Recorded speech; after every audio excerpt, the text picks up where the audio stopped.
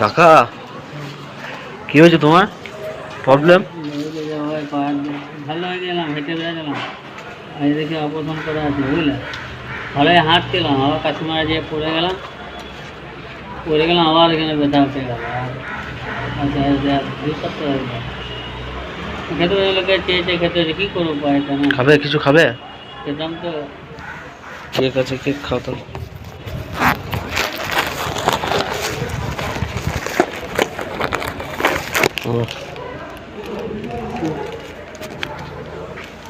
কোথায় থাকো? তুমি হ্যাঁ, কোথায় থাকো?